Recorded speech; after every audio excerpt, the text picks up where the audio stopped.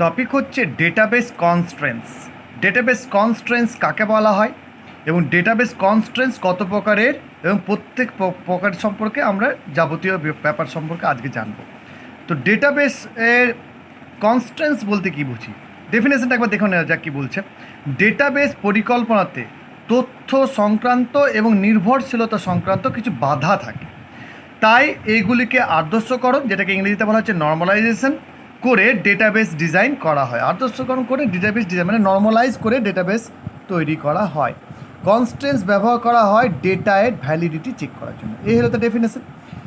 এই রিলেটেড পিকচারগুলো আমি ভিডিও লাস্টে পেয়ে যাবে, তোমরা এখানে নোটস তৈরি করে নিতে পারো। তাহলে বুঝে নাও যে কনস্ট্রেন্টসটা কী। কনস্ট্রেন্টস দেখো, আমি সিম্পলি যদি খুব সহজে বুঝতে যাও তাহলে বলবো কিছু বাধা। কেমন ধরনের বাধা? ডেটা ভ্যালিডিটি চেক করা যায়, তাই তো। তাহলে বাধা দেখো, আমি বলি ধরো প্রাইমারি কিকে আমরা ব্ল্যাঙ্ক রেখে চলে যাওয়ার চেষ্টা করছি, তাহলে আমাদের ডিবিএমএস কী করবে? আমাদেরকে কখনোই সেটা ফাঁকা রাখতে দেবে না। তাহলে আমাদের কী করবে? দ্বিতীয় কোনো অন্য মানে ওটাকে স্কিপ করে বা ওটাকে বাদ দিয়ে যখন আমি অন্য এন্ট্রি করতে যাবো, ডেটাবেস আমাকে বাধা দেবে। তার মানে তুমি আগে প্রাইমারি কিটা ফিল আপ করে এসো, তারপর তুমি অন্য ফিল্ড ফিল আপ করবে। তাছাড়া তোমাকে আমি ফিল করতেই দেবো না ডেটা। তাহলে ডিবিএমএস দেখছো, তোমার সফটওয়্যার তোমাকে অটোমেটিক্যালি বাধা দিচ্ছে। তুমি বুঝতে পারছো আমি অন্য এন্ট্রি করতে পারবো না যতক্ষণ না আমি ওই প্রাইমারি কি ফিল্ডটাকে ফিল আপ করছি। তার মধ্যে বাধা দিচ্ছে তো তোমাকে, তো ডেটাবেস পরিকল্পনা করতেও বাধা দিচ্ছে।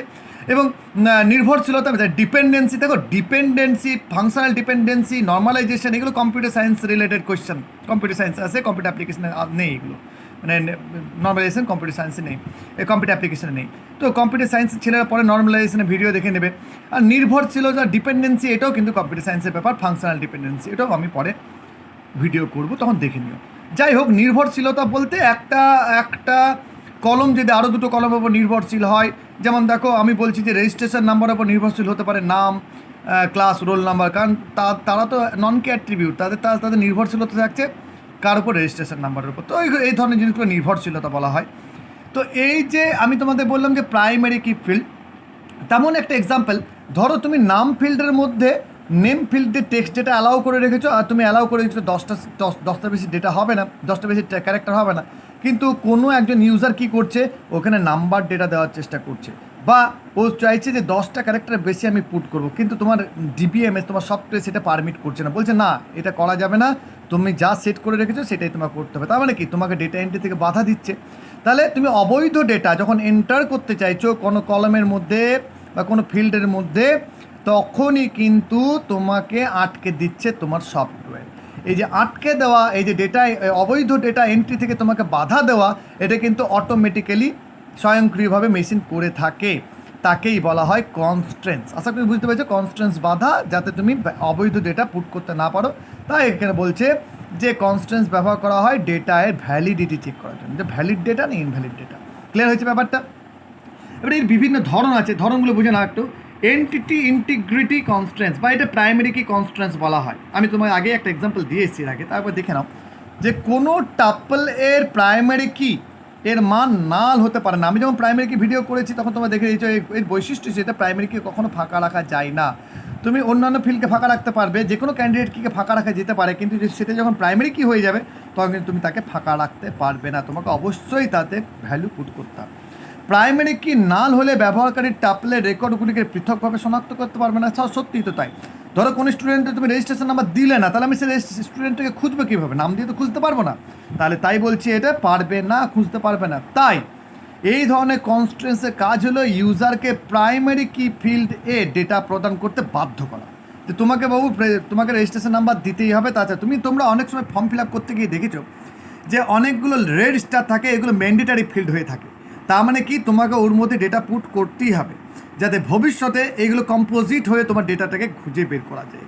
তোমরা এগুলো দেখেছো প্রাইমারি, তোমরা এরকম প্র্যাকটিক্যাল নলেজ তোমাদের অনেকের আছে, ফর্ম ফিল আপ করতে দেখেছো যে ম্যান্ডেটারি ফিল্ড রেড স্টারগুলো, ওখানে ডেটা পুট করতে হবে। তেমনই ধরনের জিনিস এটাকে ধরে নাও, যেখানে তোমার ডেটা পুট করতেই হবে, তুমি এটাকে স্কিপ করে যেতে পারবে না, তুমি সাবমিটই করতে পারবো না ফর্ম যতক্ষণ না তুমি এগুলো ফিল আপ করছো। তাই আমি বলবো যাতে কোনোভাবে তাই এই ব্যাপারটা হলে যে তোমাকে ডেটা শনাক্ত করতে দেবে না। তাই এই ধরনের কনস্ট্রেন্টসের কাজ হলো ইউজারকে প্রাইমারি কি ফিল্ডে ডেটা প্রদান করতে বাধ্য করা, যাতে কোনোভাবে প্রাইমারি কি ফাঁকা রেখে অন্য ফিল্ডে ডেটা যুক্ত করা না যায়। যদি ধরো এখানে এখানে রয়েছে রেজিস্ট্রেশন নাম্বার, তারপরে নেম।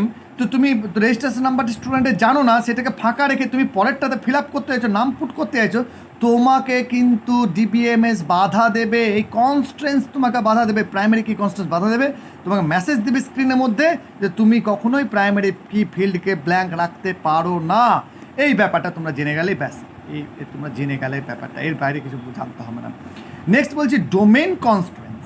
ডোমেন কনস্ট্রেন্স কী জিনিস দেখো একটু বুঝিয়ে দিই। ডেটাবেস টেবিল বা এন্টিটিতে কোনো নির্দিষ্ট অ্যাট্রিবিউটের সম্ভাব্য যে সকল মানের সেট থাকে তাকে ডোমেন বলে। ডোমেনের ডেফিনেশন আমি আগেই বলেছি, সম্ভাব্য মানের সেটকে ডোমেন বলা হয়। তো যেমন স্টুডেন্ট টেবিলের নেম ফিল্ডটি টেক্সট টাইপ এর ডেটা রাখা যাবে। আমি একটা এমন টেবিল তৈরি করেছি স্টুডেন্ট টেবিল, যার নেম ফিল্ডে শুধুমাত্র টেক্সট টাইপের ডেটা রাখা যাবে। আবার আমি বললাম এবং সেটি 20 ক্যারেক্টারের বেশি হবে না। আমি এইভাবেই কিন্তু মানগুলো সেট করে এসেছি যে নাম এখানে যে ডেটাগুলো যাবে ওগুলো টেক্সট টাইপ ডেটা যাবে এবং সেটা কখনো 20 ক্যারেক্টারের বেশি হবে না। এবার কী হচ্ছে, এবং রোল নাম্বার ফিল্ডটিকে আমি নাম্বার টাইপের ডেটা সেট করি, কারণ রোল নাম্বারকে নাম্বার টাইপ সেট করতেই পারি, কারণ কোনো নাম্বার টাইপের ডেটা যাবে। এবার যদি কোনো ইউজার, ধরো ডেটাবেস ইউজার যে ডেটা এন্ট্রি করছে, সে কী করে নেম ফিল্ডটিতে নাম্বার টাইপের ডেটা রাখতে চাইলো বা অন্য কোনো ধরনের ডেটা রাখতে চাইলো, আবার এবং সেটি আবার 20 ক্যারেক্টার বেশি রাখতে চাইছে। প্রথম ভুল কি, যে টেক্সট ফিল্ডে টেক্সট টাইপ ডেটা ওখানে নেবে কিন্তু তুমি অন্য টাইপের ডেটা পুট করার চেষ্টা করছো। দ্বিতীয় ভুল কি, 20টা ক্যারেক্টার নেবে কিন্তু তুমি ওখানে বেশি ক্যারেক্টার দেওয়ার চেষ্টা করছো, যুক্ত করতে চাইছো। তাহলে কি হবে, ওই ধরনের কনস্ট্রেন্টস সেটি করতে বাধা দেবে, তোমাকে করতেই দেবে না, তোমাকে বারবার মেসেজ দিয়ে যাবে যে তুমি কীভাবে ডোমেন সেট করেছো, তোমার কিন্তু সেই ডোমেনের আন্ডারে থেকে কাজ করতে হবে। তো ডেটা যুক্ত করতে দেবে না এবং স্ক্রিনে একটি এরর মেসেজ জেনারেট হবে। তাই স্ক্রিনে একটা এরর মেসেজ জেনারেট হবে কি, যে তুমি যে ডোমেন করছো, ডোমেন রুল সেট করছো, সেটাকে তুমি ভায়োলেট করছো, সেটাকে তুমি মানছো না। তার মানে কি, তোমাকে মানতে হবে, কি মানতে হবে, ডেটা 20টার মধ্যে, ক্যারেক্টার 20-র মধ্যেই হতে হবে, নামটা 20টা ক্যারেক্টারের মধ্যেই হতে হবে এবং তোমাকে ওখানে টেক্সট টাইপই ডেটা দিতে হবে। তুমি যদি ভিন্ন কিছু দিতে চাও তাহলে তোমাকে এন্ট্রি করতে দেবে না। নেক্সট যে কনস্ট্রেন্সটা আছে সেটা আমি বলবো, নেক্সট কনস্ট্রেন্সের ব্যাপারটা। নেক্সট কনস্ট্রেন্স হচ্ছে referential integrity constraints. Referential integrity কনস্ট্রেন্সটা একটু অন্য ধরনের। তোমরা এর আগে আমার যে কি ভিডিওগুলো আছে সেই কি ভিডিওতে ফরেন কি সম্পর্কে জেনেছো, আমি একবার তাও শর্টে বলে দিচ্ছি। কোনো একই ডেটাবেসের মধ্যে দুটি টেবিলের মধ্যে যদি রিলেশন সেট তৈরি করি তাহলে প্রথম টেবিলের প্রাইমারি কি দ্বিতীয় টেবিলে ফরেন কি হয়। তাহলে প্রথম টেবিলে প্রাইমারি কি যদি দ্বিতীয় টেবিলে গিয়ে অ্যাজ এ অ্যাট্রিবিউট ওখানে বর্তমান থাকে, তাহলে প্রথম টেবিলের সাপেক্ষে দ্বিতীয় টেবিলের ওই ফিল্ডটি হয়ে যায় ফরেন কি। এই সম্পর্কে ডিটেলস আমি আগেই ভুলে গেছি, তাই এখানে টাইম নষ্ট না করে বলবো কী ব্যাপার এটা। দুটি টেবিলের মধ্যে সম্পর্ক স্থাপন করলে প্রথম টেবিলের প্রাইমারি কি দ্বিতীয় টেবিলে ফরেন কি হয়ে যায়, আমি যেটা বলে গেলাম এখনই। এই ধরনের কনস্ট্রেন্সের কাজ হলো প্রথম টেবিলের প্রাইমারি কি ফিল্ড এ ডেটা ডিলিট করা বা আপডেট করলে তা দ্বিতীয় টেবিলে থাকা ফরেন কি ফিল্ড এ পরিবর্তিত হয়ে যাবে। এই পদ্ধতিকে ক্যাসকেডিং ডিলিট বা ক্যাসকেডিং আপডেট বলা হয়। কি বুঝলে, আশা করি খুবই বুঝোইনি কিছু। আমি বলে দিই যে ধরো প্রাইমারি একটা টেবিল রয়েছে স্টুডেন্ট টেবিল, আর একটা টেবিল রয়েছে মার্কশিট টেবিল, ঠিক আছে। এবার প্রথম টেবিলের ক্ষেত্রে প্রাইমারি কি হচ্ছে স্টুডেন্ট আইডি, দ্বিতীয় টেবিলের ক্ষেত্রে দেখছো স্টুডেন্ট আইডি রয়েছে ওই টেবিলের মধ্যে বর্তমান, কিন্তু একটা অ্যাট্রিবিউট রয়েছে, তাহলে ওটা ওই ফিল্ডের জন্য ওটা হয়ে যাচ্ছে কি ফরেন কি। এবারে যখন ফরেন কি হয়ে যাচ্ছে, তুমি প্রথম টেবিলে যে টেবিলে প্রাইমারি কি ছিল সেই টেবিলে যদি কোনো প্রাইমারি ফিল্ডের ডেটাকে তুমি ডিলিট করো বা তুমি আপডেট করো বা চেঞ্জ করো, সেই ক্ষেত্রে কিন্তু স্বয়ংক্রিয়ভাবে বা অটোমেটিক্যালি দ্বিতীয় টেবিলে তার ইফেক্ট দেখতে পাওয়া যাবে। ধরো প্রথম টেবিলে প্রাইমারি কি ফিল্ডের একটা ডেটা ছিল SID 001, তো আমি ওটা চেঞ্জ করতে চাইছি SID 010। তাই ক্ষেত্রে তুমি যখনই চেঞ্জ করবে তখনই কিন্তু দ্বিতীয় টেবিলে যেটা যে ফরেন কি যেটা হয়ে আছে দ্বিতীয় টেবিলে বা নর্মাল অ্যাট্রিবিউট যেটা হয়ে আছে সেটা এটা চেঞ্জ করার সঙ্গে সঙ্গে ওই টেবিলেও কিন্তু অটোমেটিক্যালি চেঞ্জ হয়ে যাবে। বুঝতে পারছো কি বলছি? তাহলে যে টেবিলে ফরেন কি হয়েছে সেই টেবিল কিন্তু স্বয়ংক্রিয়ভাবে চেঞ্জ হয়ে যাবে যখন তুমি মাস্টার টেবিলে করবে, বা প্রাইমারি কি টেবিলে কোনো পরিবর্তন করলে সেটা অটোমেটিক্যালি কিন্তু পরের টেবিলে নিজেই পরিবর্তন হবে। এটা আমি আপডেটের ব্যাপার বললাম। ডিলিট, তুমি ধরো স্টুডেন্ট আইডি 5কে ডিলিট করতে চাইছো, রেকর্ডটা ডিলিট করে দিলে তার, তো রেকর্ডটা ডিলিট করে দিলে কিন্তু ওই যে পরের টেবিল যে মার্কশিট টেবিলে অটোমেটিক কিন্তু ওই রেকর্ডটা ডিলিট হয়ে যাবে, কারণ তুমি এখানে ডিলিট করেছো মানে তার ইফেক্ট ওই টেবিলেও পড়ে যাবে। এই ধরনের কনস্ট্রেন্সকে বলে রেফারেন্সিয়াল ইন্টিগ্রিটি কনস্ট্রেন্স। আর যদি তুমি প্রাইমারি ফিল্ডে কোনো ডেটাকে ডিলিট করো এবং তার ইফেক্ট যদি ওই টেবিলে নির্ভরশীল টেবিল যেটা রয়েছে মার্কশিট টেবিলে সেখানে অটোমেটিকলি চেঞ্জ হয়ে যায়, তাহলে তুমি কি বলবে এটা ক্যাসকেডিং ডিলিট হয়েছে। এবং তুমি যদি আপডেট করতে যাও 1কে 10 করতে, SID 1কে SID 10 পরিবর্তন করতে চাও, তাহলে সেই পরিবর্তনটা অটোমেটিক্যালি ওই টেবিলে মার্কশিট টেবিলে দেখতে পাওয়া যাবে। সেই ক্ষেত্রে আমরা বলবো এটা ক্যাসকেডিং আপডেট হয়েছে। তো ক্যাসকেডিং ডিলিট, ক্যাসকেডিং আপডেট কার সঙ্গে সম্পর্কযুক্ত? Referential integrity constraints. তো রেফারেন্সিয়াল ইন্টিগ্রিটি কনস্ট্যান্স যখনই পড়বে তখনই তোমাকে প্রাইমারি কি এবং ফরেন কি কনসেপ্টটা ক্লিয়ার রাখতে হবে এবং পরীক্ষায় তুমি ইজিলি লিখে দিতে পারবে। এই হয়ে গেল কনস্ট্যান্সের ব্যাপারগুলো, আমি খুবই ছোট্ট করে সহজে বলে দিলাম। নেক্সট যেটা আছে, আরেকটা টপিক আমি ঢুকিয়েছি এই ভিডিওর মধ্যে, সেটা হচ্ছে ডেটাবেস অ্যাডমিনিস্ট্রেটর। কে ডেটাবেস অ্যাডমিনিস্ট্রেটর এবং তার কী কী দায়িত্ব রয়েছে? পরীক্ষায় কিন্তু পরীক্ষায় কেমনভাবে দিতে পারে যে যে কোনো দায়িত্ব তুলে দিল, বলে এই কাজটা করা কার, এই কাজটা কে করে, বা তোমাকে পরীক্ষায় বলে দিল যে ডেটাবেস অ্যাডমিনিস্ট্রেটরের যে কোনো 3টি কাজ লাগো। তো এই ধরনের কোশ্চেনের জন্য আমরা বলবো, বা DBA নিয়ে শর্ট নোটও লিখতে দিতে পারে। তো কে এই ডেটাবেস অ্যাডমিনিস্ট্রেটর?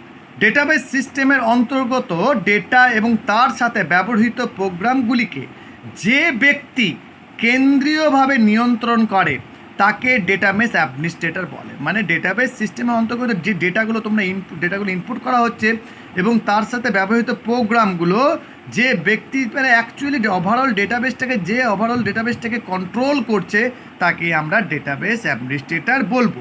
তার বিভিন্ন কাজ আছে, আমি শর্টে লিখেছি, তোমরা এই ইমেজ পরে দেখে এই নোটসটা তৈরি করে নিতে পারো।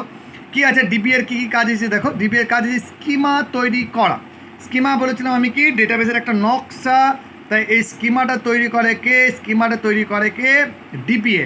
তো DDL কামান্ড ব্যবহার করে কিন্তু স্কিমা তৈরি করে। DDL কামান্ড কে ব্যবহার করে? DBA ব্যবহার করে। দ্বিতীয়, স্কিমা পরিবর্তন করা তো অবশ্যই যেই তৈরি করছে সেই তো পরিবর্তন করবে, যাকে তাকে তো পরিবর্তন করতে দেওয়া যেতে পারে না, সে তো ভুলভাল করে দিতে পারে, সে তো ডেটাবেসটাকে নষ্ট করে দিতে পারে। তো ডেটাবেস পরিবর্তন করা। ব্যবহারকারীকে বিভিন্ন কাজের জন্য অনুমতি প্রদান করা, বিভিন্ন কাজের জন্য ধরো data insert, data update, data delete, এই সমস্ত কাজগুলো কে করতে পারবে, কোন ইউজারকে আমি পারমিশন দিচ্ছি সেটা নির্ভর করে এর উপর। তো DBA-কে কী করে, ও ডেটাবেস ইউজার সবাইকে তো আর কাজ করার দায়িত্ব দিতে পারে না। যে এসে ডেটাবেসে ডেটা ইনসার্ট করবে, যে এসে ডিলিট করে দেবে, তাদের বদমাইশি করে অনেকে ডিলিট করে দিতে পারে, বদমাইশি করে অনেকে ভুলভাল ডেটা পুট করে দিতে পারে, ঠিক আছে, অপ্রাসঙ্গিক ডেটা পুট করে দিতে পারে। তো সেটা কিন্তু DBA ঠিক করে যে কাকে অনুমতি দেওয়া যাবে, কাকে অনুমতি দেওয়া যাবে না। ডেটাবেসে রক্ষণাবেক্ষণের কাজ করে, এটা ডেটাবেসকে মেনটেনেন্সের কাজটা কিন্তু DBA করে থাকে। আর কি, ব্যবহারকারীদের জন্য প্রয়োজনীয় হার্ডওয়্যার এবং সফটওয়্যার পছন্দ করা।